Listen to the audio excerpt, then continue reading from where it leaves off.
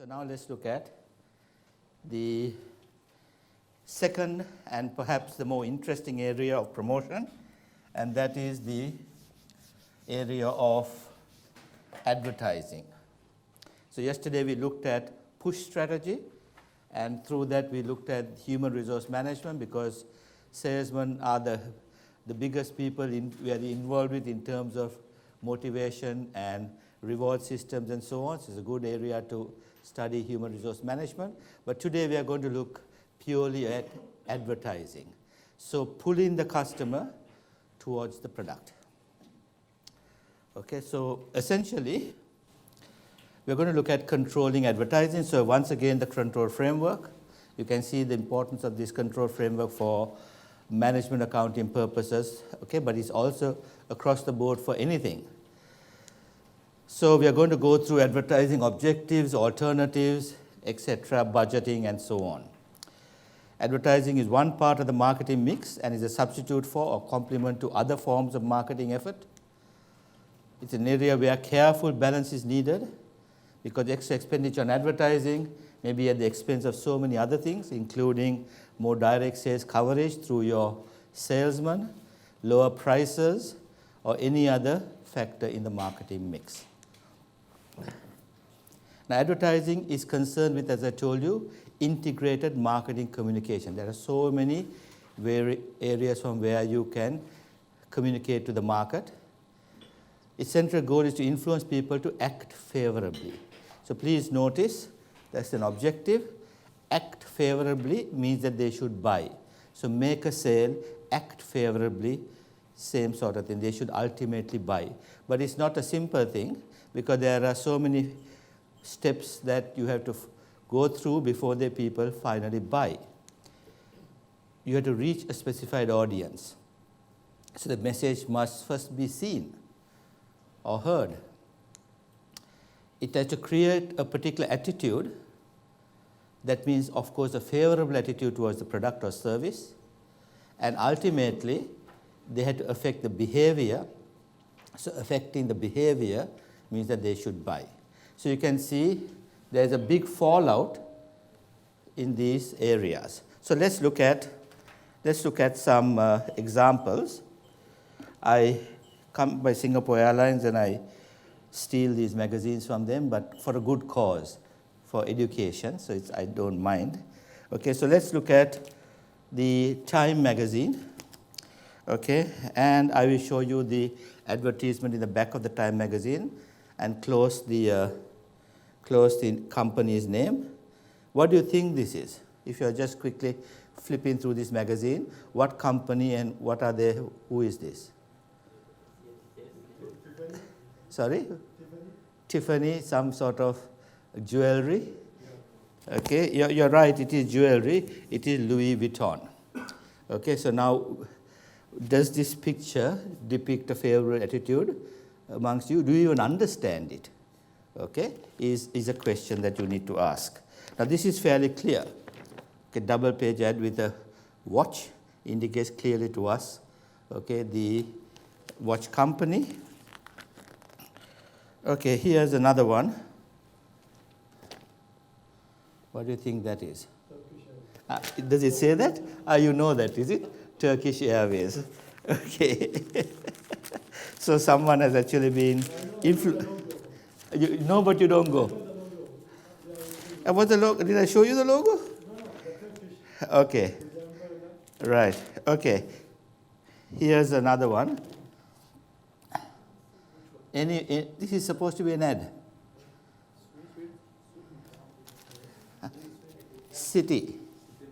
Citibank. Now, if you're flipping, would you ever even think that this is a banking ad, unless you see the logo? So you can see sometimes we find it difficult to understand what the ad is all about. And that is very, very clear.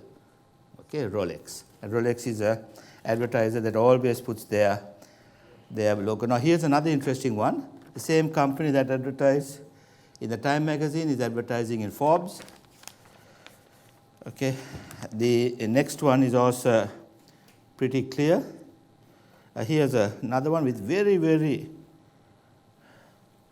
very, very small logos. Now, I'm not too sure what this exactly, because it's Bank of Singapore, and also very small, that I had to really look carefully, is OCBC Bank, a subsidiary of OCBC Bank. Okay, I don't know what, now that's clear, Schaeffer.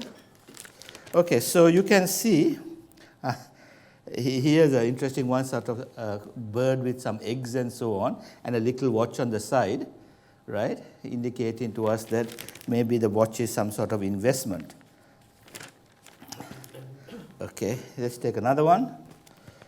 Very clear. We understand the message. Mont Blanc, very clear. Okay, this is an interesting one. What do you think that could be? World Wildlife Fund, okay, to save the earth. Okay, that's good. Economist is a very good one often. This one you might have seen.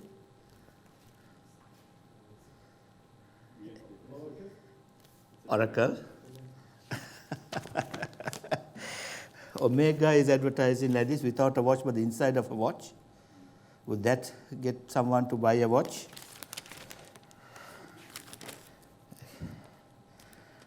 Now this, I don't even know this brand, but some people may. What do you think that could be? Now it says Canali. Now I'm not too sure if that is a dressmaker or is it a, like Hugo Boss, like Hugo, one of those, okay. How many people have heard of this? Obviously, we have one person who has heard of this brand. How many others? Only one. Okay, interesting.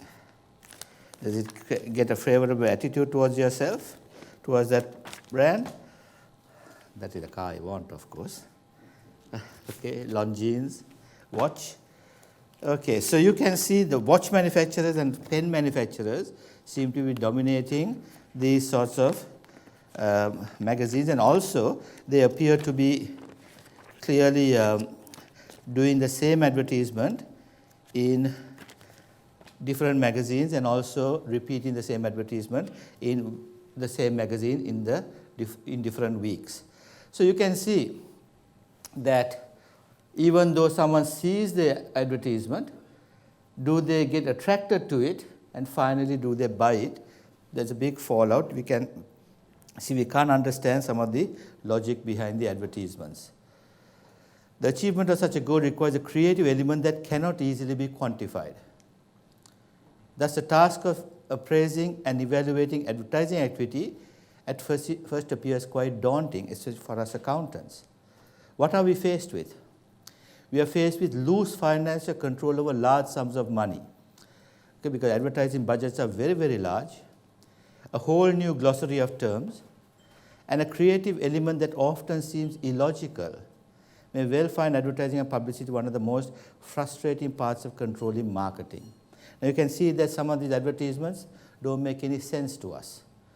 But there are some areas that it goes further. For example, FMCG advertisements in television, they say that if you are trying to market food products, you have to increase the volume. So you're watching a show on television and an advertisement for Coca-Cola, Pepsi or Schweppes comes on, the sound level must rise. Now this is called irritating advertising. But irritating advertising sells, while soft sell, like you see beautiful birds flying, sunsets and all that, doesn't sell the product. It may win advertising awards, but it doesn't sell the product. So this is the sort of thing that we come across, which is often we can't understand it. So what do accountants do? Because they can't understand this creative element. What we do, however, despite not understanding it, we have to really see if our company is making profits. So what do we do? Because we cannot understand the inner working of this creative process, we take an informal view through techniques not unlike those used in auditing around the computer. Now, when the computers first came, we really didn't understand what was going on inside those. We still don't understand. Okay, but what did we do? We used to make sure that the input was okay, that the output looked reasonable, and therefore we assumed that all of the computations that were taking place inside the computer were okay. This is called auditing around the computer. So at the moment, what do we do for advertising? We check if the board has approved the advertising budget.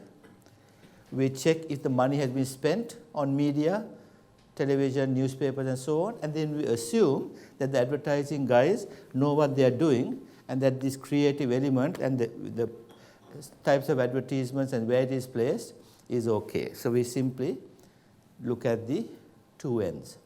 But that is not enough.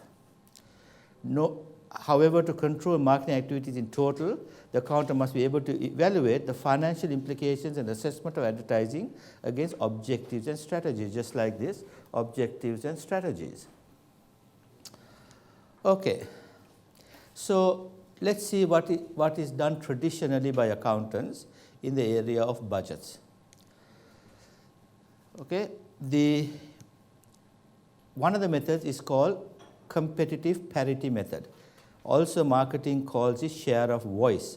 You can see that marketers keep changing this terminology to often confuse us. Okay, this is the whole new glossary of terms. So share of voice, this is based purely on one's competitor's advertising outlay. So it's very, very similar to competitor-based pricing, where you looked at the competitor's price to get at your price. In this case, you're looking at the competitor's advertising outlay. For example, if one's competitor has 40% of the market share versus one's own 20%, then if the competitor spends 100,000 advertising, one's own budget will be set at 50,000. This method is obviously unrelated to either the company's requirements or its objectives. Now, before we analyze this further, how do you know how much your competitor has spent on advertising? How did Mont Blanc know how much Schaeffer has spent on advertising? How would you know? From the reports? Okay, that's good. Yes. Now, some people say, why don't you look at all the journals? But look, you have time to run the company. You don't have time to look at all of these media outlets. And these days, media outlets are huge, including the internet and social media and so on. So what you do is you ask an advertising agency. Now, advertising agencies, I find all over the world, even developing countries like Bangladesh have plenty of advertising agencies. Okay, what they do is they hire people to all the time look at every single advertisement. So you're told, okay, in this particular magazine and others, check every advertisement, what page it appears on, what is the color process, black and white or full color and so on. Okay, and then they know the pricing of this.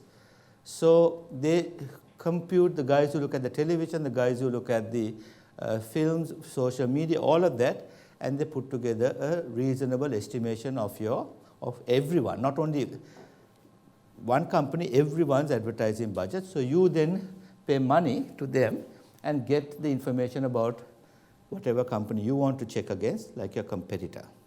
So this information is easily available for a price, of course. Now, this example here is based on market share, but sometimes you can't look at market share. Mars Chocolate Company in Australia has only 1/4 the advertising budget of Cadbury's in Australia. But Mars says that it does dollar for dollar. Despite it having only 1/4 of the market share, it says that if it does only 1/4 of the advertising, it will lose the market share completely. So in other words, they do basically head-on dollar for dollar advertising, despite the fact that their market share is 1/4. So there are very many methods that you would look at your competitor and decide if you're going to meet them head-on or do some sort of percentage differential. Okay, so that's one method. The second method is a terrible method, but something that we all do, the affordable method. Here the sum set aside is simply the sum available. This too is very weak, as objectives and current opportunities are ignored. The affordable method. Okay, now a good example of this was when I was doing my own PhD, I did it in the FMCG industry in Australia, and I went to a company called Robert Timms. They were selling spices, tea and coffee and so on. And I asked them, look, I'm interested in knowing how you set the advertising budget. So they said, we look at last year, which is a typical answer. But then they said suddenly, but we don't spend the budget. I got interested. I said, what do you mean you don't spend the budget? He said, no, what I mean is this, that for us, the most important objective is our profit for the year, our net profit for the year. So we wait until about 3 or 4 months before the end of the financial year. If our profit targets are going to be met or exceeded, then we advertise. Okay? But if our profit targets are not going to be met, then we don't advertise, because if we advertise, it will be even a worse profit. What do you think of that logic? Illogical, isn't it? Because the fact that they are not advertising is the reason why they are not meeting their profit targets. So this is typical of people who think that sales causes advertising rather than advertising causes sales. Now remember, I told you, and I emphasized, that promotion, and especially advertising, is a demand cost. It is a cost that or expense that you make to create demand. Everything else, your salaries, your cost of production, your transportation, your order processing, all of that is supply related, to supply the product. But advertising and promotion is demand. So you really have to consider it not as just another discretionary expense. So this is terrible, but many companies do it. Okay, now the most traditional method is the ratio method. Especially when accountants get involved, it is using a percentage of sales, either forecasted sales or previous sales, either on a unit basis or on a total basis, whatever. The weakness is that sales become the cause of advertising rather than the result of it. So the Irishman problem, okay, where we think that sales causes advertising. As I told you, 95% of accountants do it without thinking, 100% of marketers accept it without thinking. Everyone appears to be happy, but the cause-effect relationship is back to front. Okay, so this method, although used, is giving us wrong information. So what we need is something that clearly follows the control framework, and that is the objective and task method. And more companies, big companies, are now doing it this way. They're not simply doing a ratio method based upon marketing needs and goals. While the former methods start with a total and work their way backwards, this method is built up by products, divisions, territories, and other segmental levels. So just like we did for that Roxor case, product by product, segment by segment, we build the advertising budget. What we require direct advertising of a single product, what we do in terms of combinations. The accountant who is versed in the techniques of zero-based budgeting will understand such a method well. Okay, so zero-based budgeting is often used in governments where they do not start with last year, but they start with every program assuming zero, and then they add on the budget if you require the program or not. Okay, so program budgeting system, zero-based budgeting, these are often found in some government offices. So that's sort of what we're going to do, but in terms of advertising. Okay, so since we're doing objective and task, we have to ask ourselves, what are the advertising objectives? Okay, now there are short-term and long-term objectives. The main goal of advertising is successful communication. So once again, underline the word successful. So make a sale, act favorably, successful communication, all means you have to finally sell. This is broken down into short-term and long-term objectives. Short-term objectives may include inducing immediate purchase, clearing excess or end-of-season inventories, offsetting competitors, and offsetting competitors' promotional efforts. Short-term. Longer-term, of course, is to maintain the firm and its offerings in continuing awareness, image reinforcement, change, and improvement, and sustaining demand where immediate purchase is unlikely. So if you don't advertise, demand will actually fall, but you simply keep that advertisement going till people are ready to buy. So this sort of advertisement of the watchers, okay, these are essentially sustaining demand. sustaining demand, okay, till you're ready to buy. You don't expect someone to read the Time magazine and see the Rolex watch and run and buy a Rolex immediately. But when they get off the Singapore Airlines flight in Heathrow and they walk past the Rolex stand, maybe they will just stop in and have a look at the watches. I used to think that surely, they can't be selling that many watches these days for them to advertise like this. But then a friend of mine became the manager of the Rolex and duty-free watch section in the Heathrow Airport, Terminal 4, let alone not just the whole of Heathrow, but Terminal 4. And he said the sales are incredible. He says on a daily basis, he can sell about at least 100 to 200 Rolexes, which I was surprised, right? Okay. So, I thought maybe one a month or something. No, he says it's a huge business. People coming all the time. 24 hours they are open. Right? So, obviously these things help. Okay, so that's objectives. Analyzing alternatives. So remember, once again, I've looked at cost volume profit analysis, the often forgotten tool that accountants have that they often don't use. They're so preoccupied with financial accounting and IFRS that they're all looking at the past that they ignore this very, very powerful tool. Okay, so let's look at cost volume profit analysis. It can be used to identify alternative strategies regarding which product lines should be pushed. As a rule of thumb, the accountant would concentrate on those product lines which have the highest profit contribution to sales ratio, PV ratio. The higher the PV ratio, the greater is the yield. Naturally, therefore, a marketing manager will spend his or her advertising budget on products that promise the highest yield. So let's look at this information now. Here is a typical information for 4 products. Note that I have product-related variable costs and segment-related variable costs. I've just put it as a percentage of cost, but basically these would be based on complexity factors. And here is the net contribution. So you can see that product B has a 60% profit volume ratio, profit versus the volume of sales revenue, 60%. So what does this initially tell us? That if you have any incremental advertising, that is not the main advertising budget, but an extra 10,000 in advertising, so incremental advertising. So let us say that you have 10,000 extra money to spend. Where should you spend it?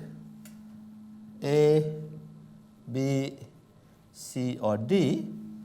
Let us say that each of these get incremental sales of 50,000.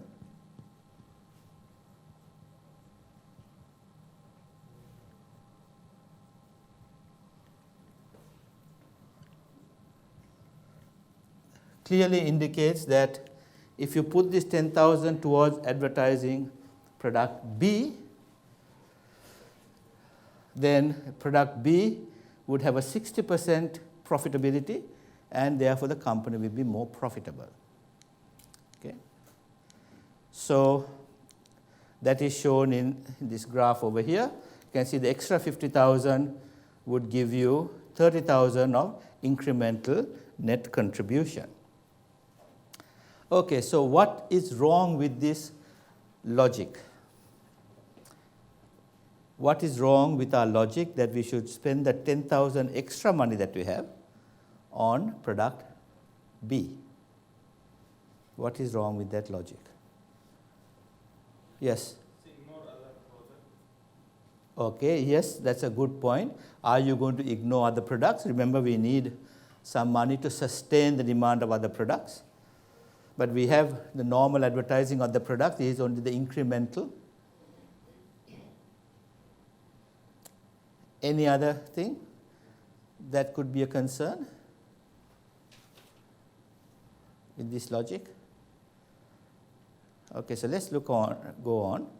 In real life, however, it's extremely difficult to determine the correlation between advertising expense and the resultant incremental sales revenue. You're not going to get exactly 50,000 incremental revenue with each of the products. My famous example, Mercedes-Benz and ping pong balls. You spend 10,000 on advertising ping pong balls, you can get a lot of incremental revenue. 10,000 advertising, a Mercedes-Benz extra 10,000 is not going to do anything for you in terms of sales, right?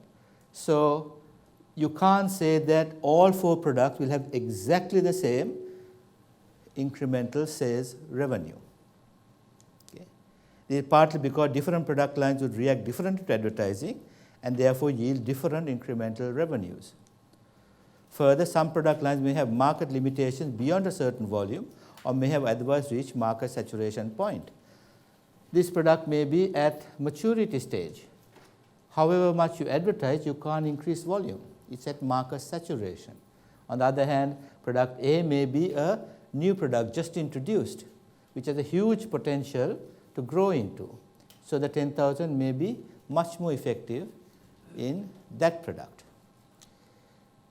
In these circumstances, the PV ratio alone may not be sufficient criteria for concentrating on a product line. Perhaps a better criterion can be developed by relating the PV ratio of the various product lines to their respective incremental sales revenues. So let's look at an example where this $10,000 on the 4 products yield different incremental sales revenues. Okay, so 40,000, 20,000, 50,000 and 60,000. 40, 20, 50 and 60. Okay, so this is called a sales response function.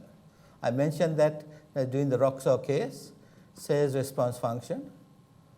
You can see the response function is 1 to 4 for A, 1 to 2, 1 to 5 and 1 to 6.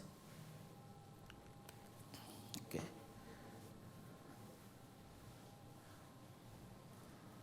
So in that case, based on the above forecast, using the data related to the PV ratio, let us look at some numbers. It indicates that product D is giving us the highest net contribution, so that we should put all our money in product D. What is wrong with that logic?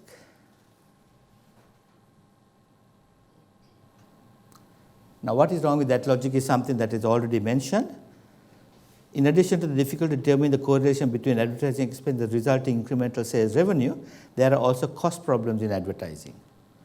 For instance, there is a time lag problem in gaining promotional impact. You may not get these sales immediately. This may lag for different products, complicate the analysis further. You might get the 40,000 immediately. You may get the 60,000 over a 3-year period, which may require a bit of discounting. So there's a time lag problem. Okay, that's another issue. Another problem is that different products may require different levels of expenditure for them to be really effective. The full 10,000 may not be sufficient for some products. Now, it's just like an airline, okay, or aircraft. There's a speed at which you have to reach to take off. If you don't reach that speed, you don't take off. Similarly, there is certain minimum level of expenditure that has to be done for the product's sales to take off. Obviously, you need far more for a Mercedes-Benz car than ping pong balls. Okay? For example, product A may be able to achieve incremental sales of 20,000 with half the advertising. However, product C may not achieve any incremental sales with only half the advertising. And finally, simply because the product achieves the highest incremental revenue, one cannot utilize all resources on it unless one wants to phase out the other products. So you need to keep the other products going as well. Okay, if not, a part of the advertising budget will be required to maintain all existing products. So how do we now solve this problem? Simple CVP, even after we have different sales response functions, is not going to give us the perfect picture. So let's look at some advertising budget models. The problem with basic CVP leads us to discussion of how the accountant could determine the advertising budget, bearing in mind the priorities established through CVP analysis and the problems such as maintaining market share of those products with low expected incremental net contributions. So first of all, we have to look at the sales response function. That's the important one. What is the sales response function of products? We can look at a sort of a model like a regression analysis I showed you earlier, where we look at the advertising budget. So remember, x-axis would be the advertising budget, and the y-axis would be the incremental sales, the resultant sales. And we can look at past information of advertising to sales, okay, and we can get some sort of relationship. But often, because these advertising and sales follow a life cycle, it's not going to be a simple straight linear line over a long period life of the product. Some products are like this, right? Initially, the advertising gets a lot of products, but then it sort of phases out, and no matter how much you advertise, you don't get incremental sales. Other situation, you need a bit of advertising for takeoff, so it's like this, and then it goes up, and then it matures. So S-K curve. So there are different ways that we can do this. Lots and lots of computer program is required to see the lag effect and all that. The earliest advertising budget models attempted to measure the shape of the advertising sales response throughout the product's life. This was because, given the function, the accountant can budget for the profit maximizing advertising outlay. But what we do now is we don't look at the entire life of the product. We just say that we are going to take a particular year, a simple model, because we're doing advertising budget for 1 year. To take one period, and in that period, you can assume that the relationship is somewhat linear. Okay, so we can do a linear thing like 1 to 4, 1 to 2, if we are only using a single period for our budget. Yes? For this curve, it has a life like the curve of advertising. Yes. Yes. It has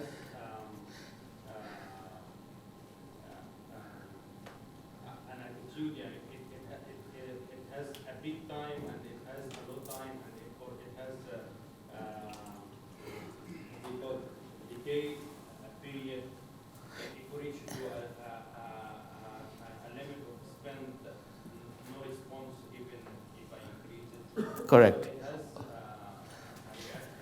Yes, so I'm not sure if I'm answering your question, but over the period of life of the product, I mean, in marketing, they run these models, lots and lots of simulations to get at these response functions of various different products. Some products have immediate response to advertising, so sales jump. But after some time, no matter how much you advertise, you can't increase volumes. It's reached maturity stage. Other products, you need a fairly large budget for it to make a jump, but once it jumps, it grows rapidly, and then once again it matures.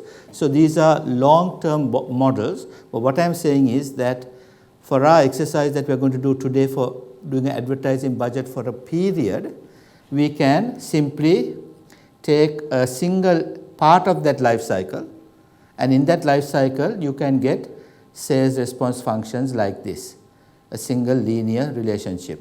Now that's one way of doing it. Another way of doing it, which is much preferable, and what I have done, I did about 2 years ago, I did one of these for NEC in a company in Australia. I just asked management. These are called, remember I said consensus values. I said, okay, management, what do you think is the response function? Do you think every dollar of advertising gives us $4 of sales or $5 of sales? So we get consensus from management with all the experience about these sales response functions. much better than trying to do statistical evaluation, because there's so many factors that coming, the lagging effect and the different economy and all such things like that. I prefer to just ask the management. Okay? Okay, so now we are going to use what is called the Vidal-Wolfe model.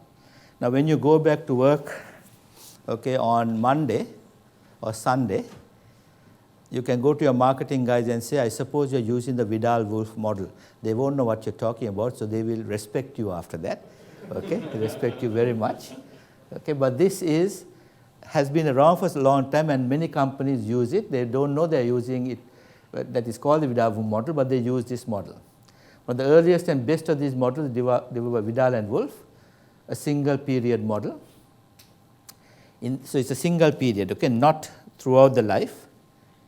In their model, the change in the rate of sales at time t is a function they said of 4 factors. The advertising budget, the sales response constant, the saturation level of sales, and the sales decay constant. So remember, they are, instead of a curvilinear scale graph like this, they're saying it's a constant figure. In other words, a linear number like that. They also take into account the saturation level of sales, beyond which sales are not going to grow no matter how much you advertise. So this is their basic equation. Those who are not mathematical, don't be scared with it. It's a simple equation that says that the rate of sales in time t, so this is incremental sales, is a function of R. What is R? The sales response constant, your one here. A, that's the advertising budget. That's what you're going to solve for. You're going to find out what the advertising budget should be. M is your saturation level of sales, beyond which sales are not going to climb. S is your current sales. So this adjusts for the size of the possible growth of that sales. So what is the potential sales potential over here? And minus indicating that current sales will fall by the sales decay constant delta if you don't advertise. If you don't advertise, then current sales are going to drop. Okay, so you will see in fact that if you look at this model, the more you spend on advertising, more your sales response function is higher, that is if it's 1 to 20 or something, and the untapped sales potential is higher, that is the difference between current sales and mature sales. If they are higher and your sales decay constant is lower, then of course you can get more incremental sales. Okay, so let's look at an example. Now for a minute, can you not look at your books? Okay, let's just look at the screen. Suppose R is estimated at 4. So that's something like product A, 1:4. The sales potential is limited to 100,000, and the company loses 0.1 of its sales if no advertising is done. That's the sales decay constant. The accountant can then estimate how much of advertising expenditure will be required to generate an extra 20,000 in incremental sales. So current sales is 40,000. There is a 60,000 potential to grow. You want to only grow another 20,000. What should be your advertising budget? So if you just look at that, okay, we know it is 1 to 4. Okay, so that means for 20,000, we should advertise 5,000, but there is something about the saturation, so maybe 5,500, but then there is the decay constant. Okay, let's say 6,000 or 7,000. So advertising budget, let us say, is 7,000, just without doing any computation. After all, it is 1 to 4. So if you divide 20,000 by 4, that would have been 5,000, right? So we are now saying 7,000. Okay, let's see what happens. You can look at your books now. For the 20,000 incremental sales, given the sales response function, the saturation level, and the sales decay function, it is not 7,000 but 10,000.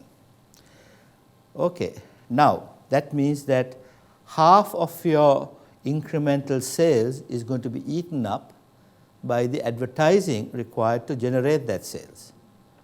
You understand? So now you go to the management and say, is this passing the sanity test or reality test? Do you think half of your advertising budget will be, the incremental sales will be such that half of the advertising of that budget is of that sales is required for advertising to get that sale? They will probably say, no, that doesn't sound right. Okay?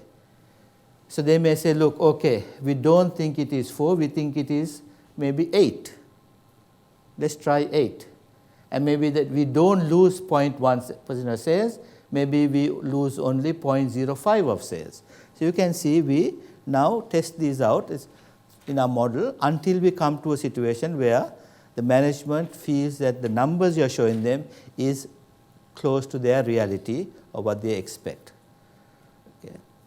So that's the way we would work it. Now, if this number is in fact correct, and there could be situations where this number is correct, then it means that 50% of additional revenue will be utilized by the advertising cost needed to generate that revenue. Such expenditure will only be worthwhile if the percentage net contribution to sales is above 50% and other fixed costs do not increase. Okay, so you have to have a very, very good profit margin on this. And believe me, that is what happens with these sorts of watches. Compare the cost of the watch, okay, probably costing less than $100, these things. You buy it for $20,000, $30,000, then it's worth that advertising, huge amount of advertising. Okay. The accountant can note that this model gets over one of CVP analysis problems of maintaining sales of low contribution products for reasons other than profitability. So let's look at the model. Let's assume that these numbers are correct, and your question is, what is the minimum level of advertising? The zero-based advertising.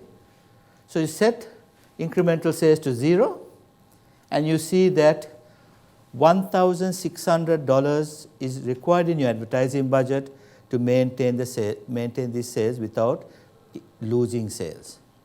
Now that is very powerful. Okay, very powerful. What is the minimum level required to keep the current level of sales?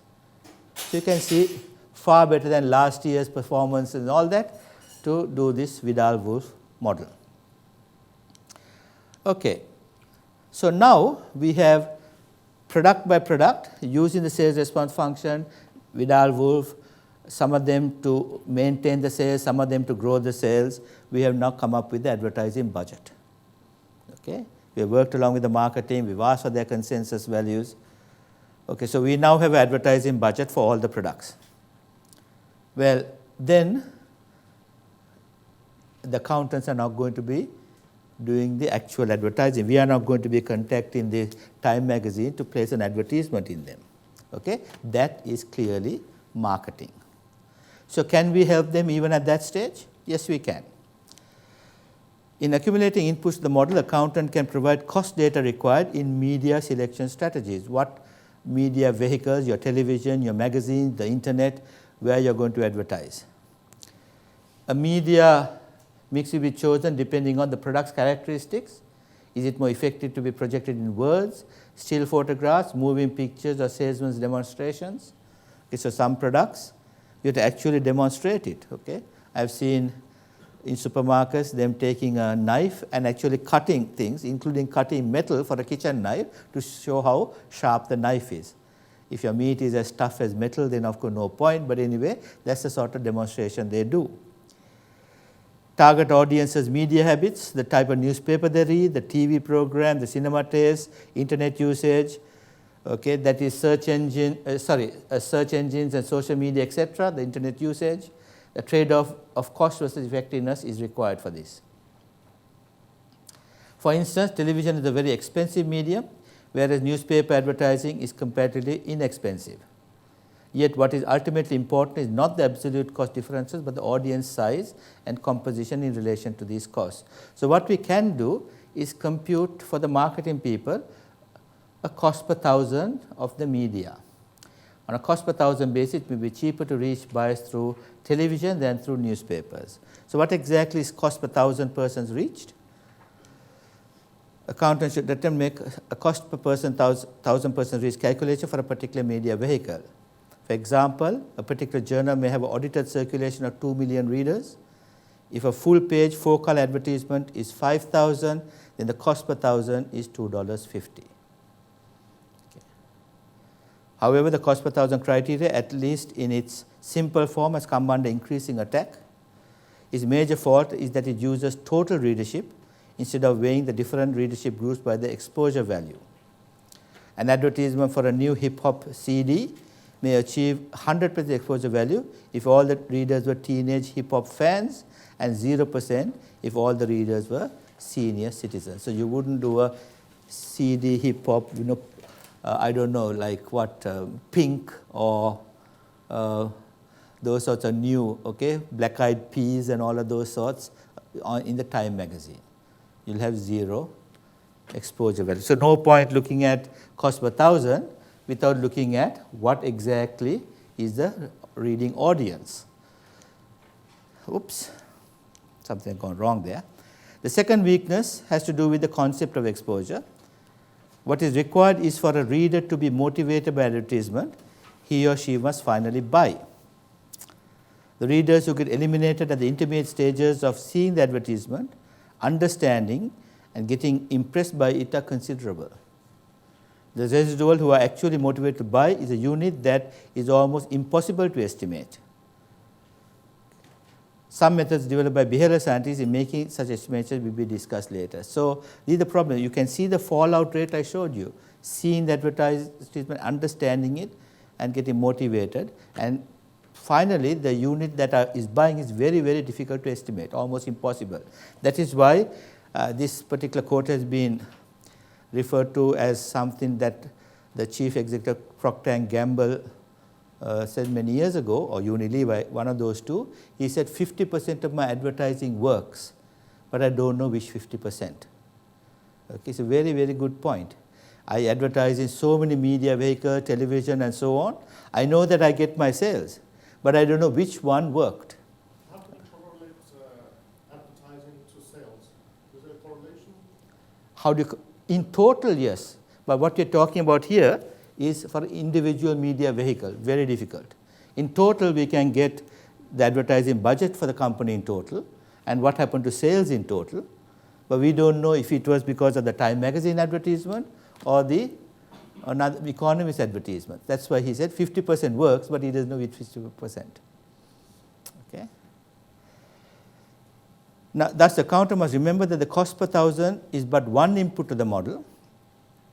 In theory, this must be used in a marginal sense, for even though a magazine has low cost and high exposure value, it will quickly lose its advantage as more advertisements are placed in it, because successive issue ads are seen largely by the same people with diminishing impact. Now, that is one theory, that do not place the advertisement, okay, for, say, this advertisement in the next week Time magazine and the next week's Time magazine, because it's the same people who are reading it. Okay, but if you see, I mean, if I took the Time magazine or the Economist throughout a number of weeks, you will find, in fact, people like Rolex and Mercedes-Benz are advertising in successive issues such as Time and Economist. Why is that? Why are they advertising in successive issue ads that are going to be seen by the same people? Why not advertise in women's gossip magazines, Women's Weekly? After all, women buy Rolex watches and Mercedes-Benz cars. Why not advertise in their gossip magazines? And after all, I must admit, I read women's gossip magazine. When I go to the doctor or the dentist and they have maybe the Time magazine and Women's Weekly, I don't look at the Time magazine. I quietly take the Women's Weekly to find out what Brad Pitt is doing with Angelina Jolie and that sort of thing. Okay, I also have to get to know the gossip, right? So why is it that they are not advertising it? That after all, I am also reading it. What about it? Target audience, so I am reading it. I am possibly a target audience. Many women who read it can easily afford or get their husbands if they are married to rich people or they may be rich themselves, yes? Well, I mean, that can be said of the car magazine. I don't look at the advertisement, I look at the cars, right? No, that's not the reason. Any other reason? It is the company that you keep. The company that you keep. If you see a Rolex watch in a women's gossip magazine, you will lose faith in Rolex. Right? It is not a high status place to be seen at. Okay? So you have to advertise in a place that is considered high status for certain types of products. Not all products, obviously. So here the social status of the media for the product placement is seen as important. Okay? So that's the reason. It's the company that you keep. You don't want your product associated with a magazine that is considered to be a low status magazine. Okay. So that's why purely looking at cost per thousand is not a thing that you would be recommending. Okay, now let's look at performance evaluation of advertising. Difficult area.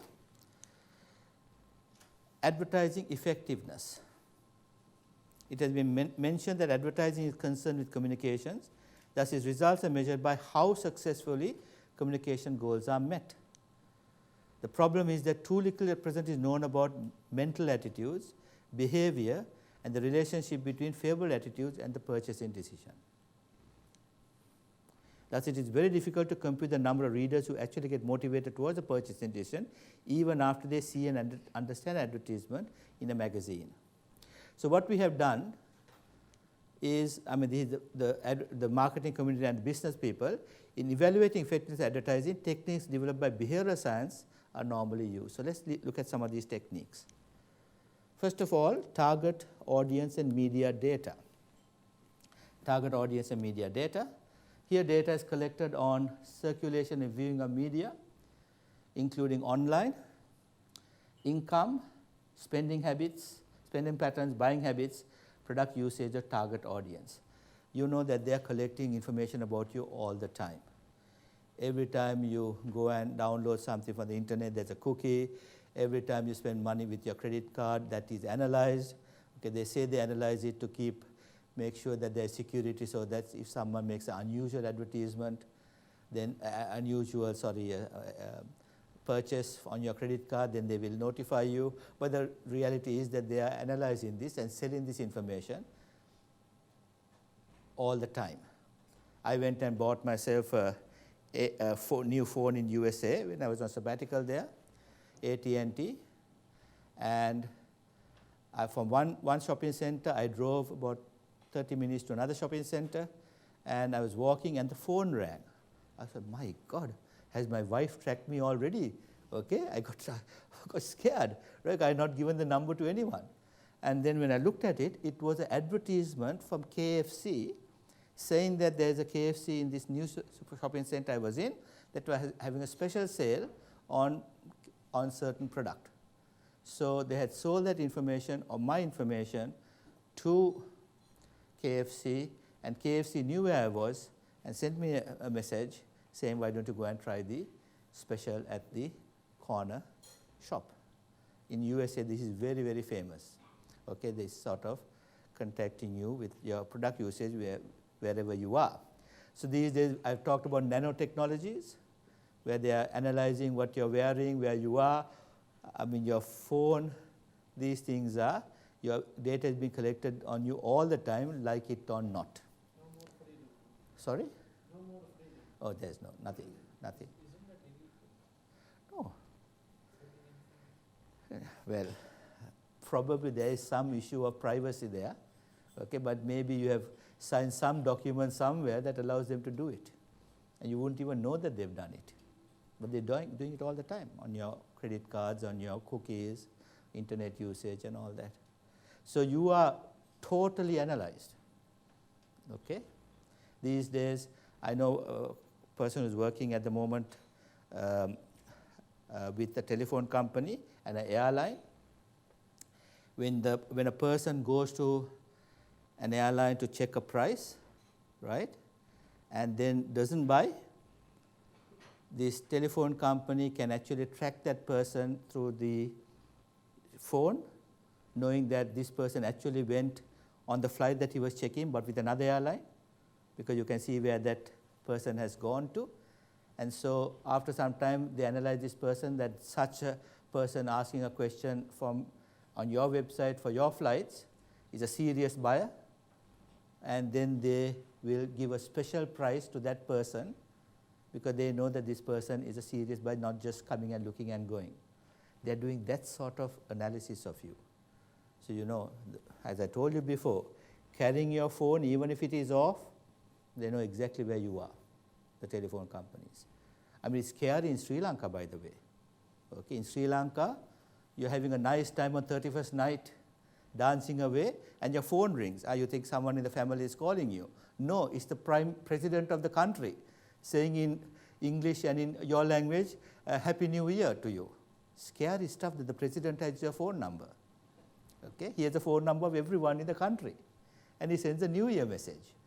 Okay, I don't know if you have got it. Here also, right?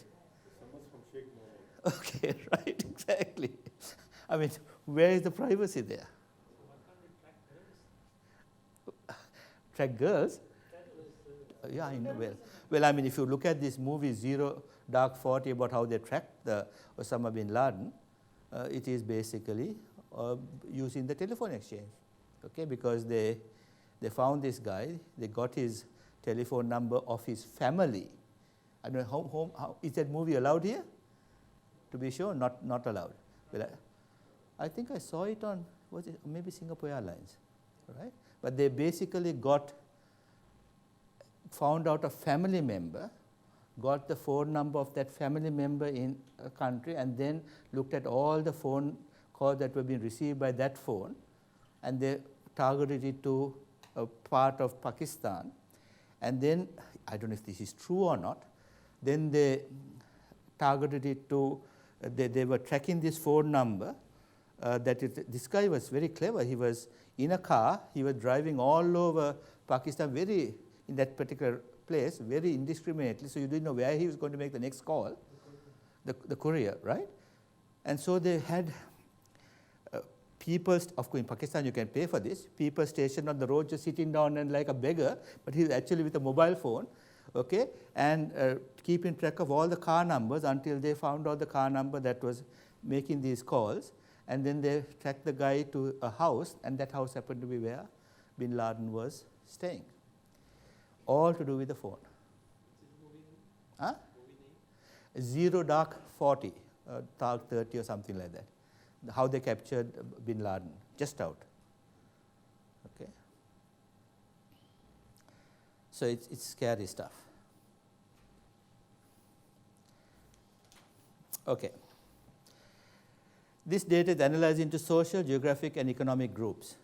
Okay. Target, audience, and media data. In fact, in the movie, it's interesting that bin Laden himself never made a call, according to the movie. I don't know if it's all true, because half of the stuff coming from the US is all nonsense. There's a movie that they just put out called Wag the Dog some years ago, okay, Dustin Hoffman, where because the president was in trouble over a similar situation to Monica Lewinsky, he wanted the publics to not think about domestic problems, so they pretended that there was a war created in Algeria, right? All the movie, they got Hollywood involved, and they filmed like there was a war going on. Everything was all made up, completely made up. Okay, so some of the things that we are seeing today, I don't know. Now, today there is the latest, which is a very concerning thing, is that the US, England, and Israel have claimed that the Syrian government has used sarin gas amongst their people. Now that is the first step towards having an excuse for military intervention, right? So they are now saying that you have used the gas. This is today's news. And they're showing a couple of pictures. Who knows? I mean, Photoshop these days, you can do anything, right? So they are, I think, paving the excuse for a military intervention very soon in Syria. That's today's news. Okay, copy research. This is aimed at assessing the differences in impact of various sizes, themes, layouts, visuals, colors, etc. of advertisements. Tests include showing consumer juries advertisement mock-ups to indicate preferences. So they are looking at this advertisement versus that, okay, to see what is better. Readability studies to assess communication ease and emotional impact of words to different socioeconomic groups. Now, I'm not watched enough of Arabic television or television in Dubai, but if you look at television in, say, Singapore, you watch the news, it is in perfect Queen's English. And then immediately after the news come the advertisements, it is in Singlish, Singapore English. Okay, if you go to India and you watch the news, perfect English, and then the news, after the news, the advertisements come on, it's half in Hindi, okay, not even in English, okay, not even a variant of English. So you can see what they're doing is they're keying the advertisement to the people who are watching, the socioeconomic groups that are watching. So these are readability studies, and they do the same thing with the advertisements in the magazines. Then we have eye movement analysis using cameras to trace the length of time spent on a particular part of an advertisement. So let's do a little test here. This is today's Gulf news. Okay. If I take the Gulf news here and I open it, okay, this is interesting because Gulf news seems to be all full of advertisements. Okay, that's interesting. Okay, so look, if I open it like this, what is the most likely place that I'll see the advertisement? On this page, when I'm looking, this side, or on that side? Right hand side, so this side, right? Okay, right hand side bottom, and what bottom, to this side or that side? Okay, that is correct. Okay, so that is where you'll find your eyes go to. In fact, when you look at this, right, maybe they're catering for Arabic audiences who read the other way around, but the advertisement is at the bottom. But most newspapers you'll find, the people, if they are turning the newspaper this way, right, when they turn it, they don't look at this page, they look at this page first, and maybe they look at that page. So this advertisement here is the most expensive spot on a newspaper. So this is done through eye movement analysis. Okay, so you can see, okay, here, in fact, they've got the whole page there. Okay, and then, so the next one is, of course, that corner there. So these are sort of the eye movement analysis. Here's another advertisement on that corner. Okay, so that is the way our eyes move when you look at a paper. Then there's Shrivin test, where an invited audience is exposed to TV or press advertisements, and change or shifts in preferences are recorded. They are doing this now, not only for advertising, but also for ending of movies. So there's often audiences are brought to show different endings of movies, and what has the best response becomes the ending for the final movie. Recognition and recall test done by interviewers using standard questionnaires. That's an interesting one as well. Now, my old university, Monash, did a series of advertisements targeted at young business people in the business area for their MBA. Okay, so they advertise for the MBA, media, radio, television, newspapers, magazines, and then they got the advertising agency to phone the target audience, a sample of the target audience. So the question was, are you thinking about any executive education? Of course, it would be fantastic if the response was, yes, I'm hoping to do a Monash MBA. But if they just say, yeah, maybe MBA, so you haven't got the Monash in the first question, then you ask, where do you want to do an MBA? They might say Harvard or Stanford, so still no Monash. Third question, no, what about in Australia?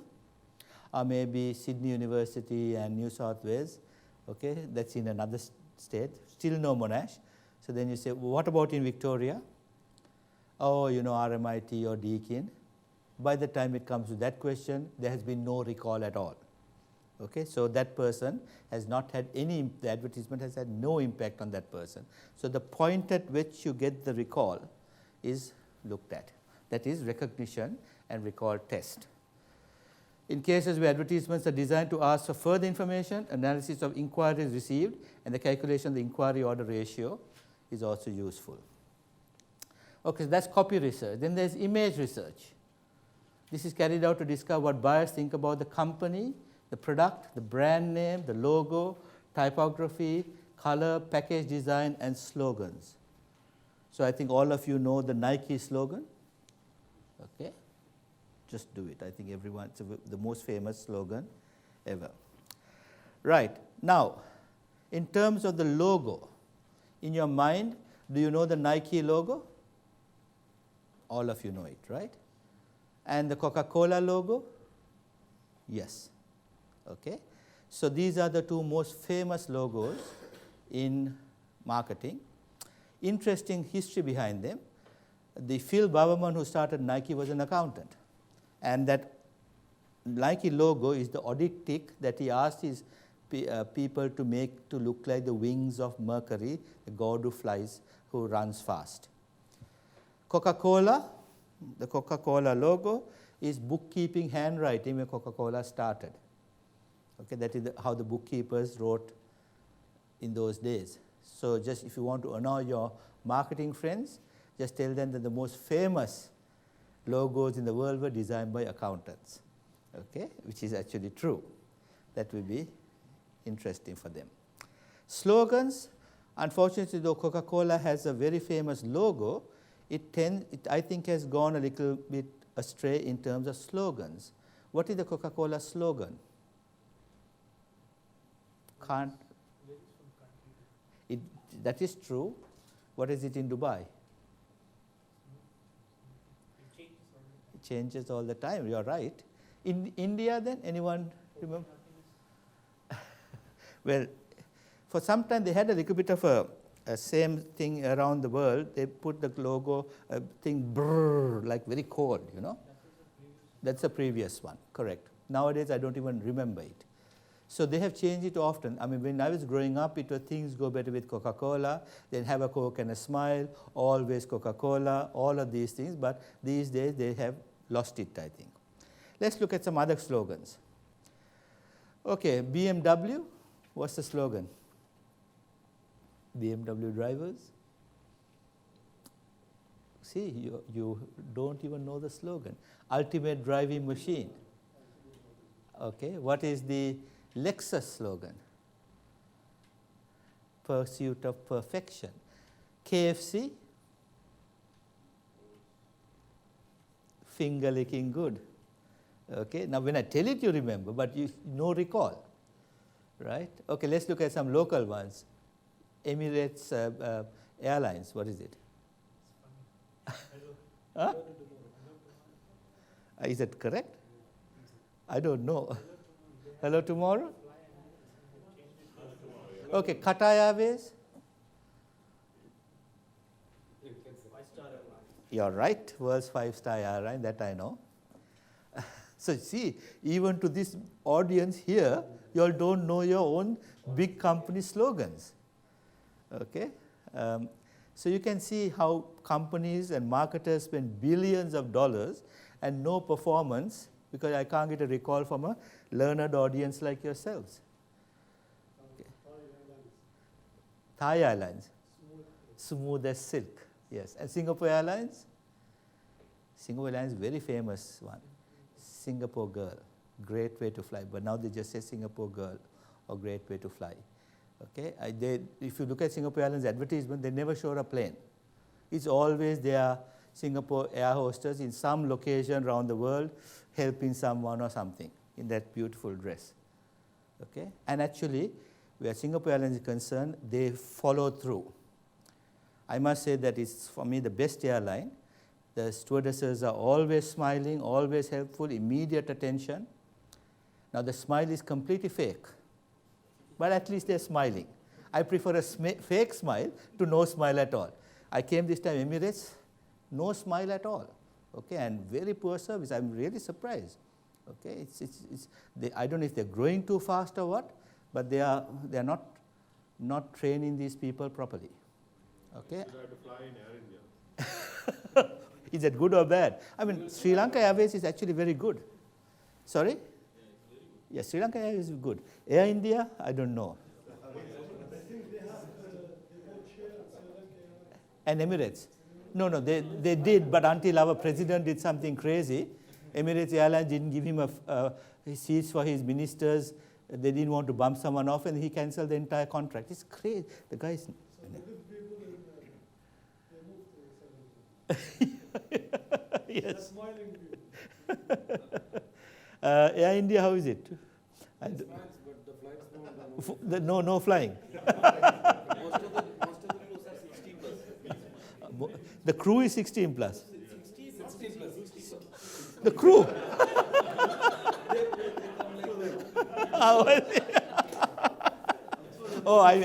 Okay. Well, Qantas is the same because there is no, you can't sack people in Qantas. Again, 60-year-old, okay, the old grandmothers are serving. Okay, I want to go into air. They may use mine. Yeah, I know. I work for the United States Airlines. This is the commercial, like an Arabiya. Oh wait, that's in 94. And they said if you like, after they reach the destination, if you like our flight, please tell your friend and your relatives that you flew in us. Yes. And if you don't like it, Yeah. also tell your friend that you flew in Continental or United. So they are funny. Okay. But America, I mean, the worst of the Asian and Middle East airlines is better than the best of the American. American is just the worst. It's like going in a bus. Okay, it's so terrible. Okay, it's the worst airline. I mean, it's really, really bad. Yeah. Made them lose the market share for the cargo in Kerala. Yeah. There was the chairman of MK Group who had issues with the Emirates Airline. Yeah. So he went and set up a supermarket in Kerala. So you could buy, it would have the same promotions which are lying so whatever, plus pay in dirhams. So could not pay the extra baggage anything. Okay, right. Oh, sorry, I didn't follow it. So okay, here's the interesting one. So apparently in Kerala, people don't have to pay extra money for the baggage because No, they don't have to take the baggage. they don't have to take the baggage. Just go to that supermarket, buy it in dirhams. There is a facility. You buy here and pay here. They will deliver there. Oh, okay, so you put your bag there. No, not There? okay, you go and buy from the Lulu Center here. Ah, right. They will make the delivery there. Okay. He was refused a seat in Emirates Airlines, so he chartered the whole airline and took his staff. So what sort of products are we talking about that you want to send? Oh, okay, regular. So the cargo. It is the cargo issue. If you go into India, what do you buy? You buy soaps, you buy chocolates, you buy Ah, everything that you want. yes, Obviously, to give to your relatives. that's right. Yes. India. So Yeah. What you do, you turn up at the airport, you get 40 kg allowance. After that, 10 kg is your bag. Yeah. So 30 kg is what you allow. Yeah. Then you pay the duty on the extra. Yes. So you don't have to pay any duty. You just walk in with your bag. Everything is the same to same purchase. And plus pay the Not be the same price. It's the same price. should be more because they are paying the custom duty every day. Same to same price. I think it's same. It's There same has to be custom duty. But then custom duty, but it may be on wholesale price. So that's the thing, you see. Custom duty is different because you're still paying in dirhams, not paying in Indian rupees. No exchange conversion. Okay, so interesting about, one thing about slogans, the other thing is that there must be a follow through. Now, as I told you before, HSBC Bank had a very famous slogan. Okay, was local bank, they've got out of it, which is the craziest thing. You build a slogan that everyone knows. They said that they want to concentrate more on business banking. Okay, so they want to get out of this words local bank. I mean, they could still have said the words local business bank or something, but they have changed their slogan. Okay, these all become marketers have to need some work to do. Okay, right. So accounting for advertising effectiveness, although the accountant does not get directly involved in the above areas, that is, we don't get involved in copy research or image research and so on, he or she can design a control system in such a way that those carrying out the above performance appraisals are able to indicate the extent of effectiveness on a scale of some sort. One could, for example, break up the selling process into 6 separate selling tasks and attach a figure to each task indicating the relative weight of the task towards the total selling process. So this is the selling task. So what you're doing is you're looking at the selling task, looking at what percentage of time weightage that you spent on each of those selling tasks, and then how advertising helped you. So don't worry about the black, which is actual. No one actually ever goes and does that, but you can estimate this, and we have done this in that NEC case that I did. I estimated these with the sales people. So what are the selling tasks? Making contact, arousing interest, creating a preference, making specific proposals, closing the order, and keeping the brand wanted. Now, whenever I read this, I think about marriage. Why is that? Because when you want to make contact with someone, advertising about yourself helps, maybe Facebook and so on. Arousing interest in you against your competitor, again advertising helps. Creating a preference for you against your competitor, advertising helps. Now saying, will you marry me? Then no use advertising by that time, and actually marrying, no use. But after marriage, keeping the brand wanted, definitely advertising is required. Okay, so that is essentially what we are doing. So what we are saying is, if this is the percentage of the selling task and that is advertising, then you multiply the two and you get advertising's contribution to the selling effort. Now, some of you who are mathematical will say that this is a nonsense. That is an estimate. That is an estimate. So this is an estimate squared. Okay, how relevant is it? But it's better than nothing at all. All this is saying is, if you want to have sales of 5 million, then at least 650,000 should be put aside for advertising. Okay, so that's the sort of thing. Then you can fine tune it looking at the Vidal-Wolfe model. Now, there's a paper that I have published in the Journal of Advertising, which is part of your readings, that show how you start with this and then develop the Vidal-Wolfe model for various products. So have a look at that for those who are interested. Okay, now controlling advertising outlays. In terms of actually controlling advertising outlays, 3 phases can be distinguished. Expenditure control. This is basically approval and payment of invoices for advertising material, production cost, space, and so on. Commitment control. Here, daily, weekly, monthly analyses are done to determine how the money is being currently spent and how the money will be spent in the future. Okay, so I will show you an example in a minute. Commitment control. Here is the one. So you will see that any company that is serious about advertising should have this sort of thing. It's almost like a stock control report. So you have above the line and below the line. Now, this is not the same as above the line in terms of accounting. Above the line is mainly advertising. Below the line is other promotions like exhibitions, point of sale displays, blogs, sales literature, and so on. Okay, so these are essentially, so online search maximizing would be considered advertising, cost for advertising. So the budget, revised budget, invoiced, what you have spent money on, but you have committed to, say a newspaper advertisement, but you can cancel what you cannot cancel. Okay, and what amount of the budget is still not committed. So authorized over budget, unauthorized over budget. These are the sort of thing that you would keep track of to see how the budget is being spent on the various different areas. You said you put a period there. Would you do it month on month, or would you put it on a quarterly basis or 6 monthly basis? Well, I mean, if your budget is quarterly, then this will be a quarterly thing. But most often we do advertising budget for a year, and then we keep track of our advertisements. Okay?